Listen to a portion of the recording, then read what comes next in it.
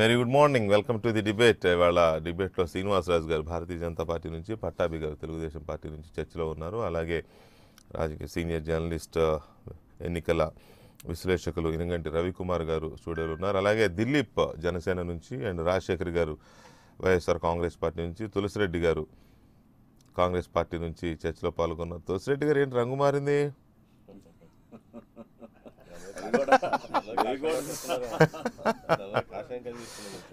Anyway looking young.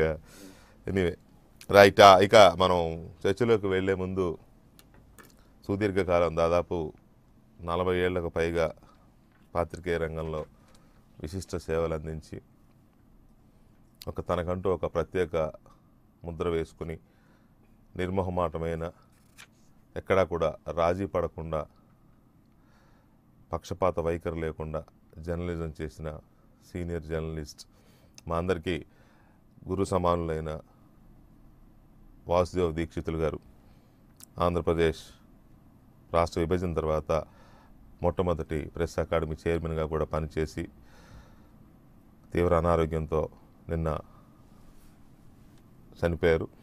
వారి మృతికి వ్యక్తిగతంగా ఆయనతో సుదీర్ఘమైన అనుబంధం ఉంది నాకు. డిబేట్స్లో పాల్గొన్నాయి కానీ, లేకపోతే రకరకాలుగా దాదాపు ఒక 15 సంవత్సరాల నుంచి సలహాలు తీసుకొని ఆయన సలహాలతో నా పనితీరును మెరుగుపరుచుకున్న సందర్భాలు చాలా ఉన్నాయి. అలాంటి దీక్షితులు గారు నిన్న చనిపోయారు.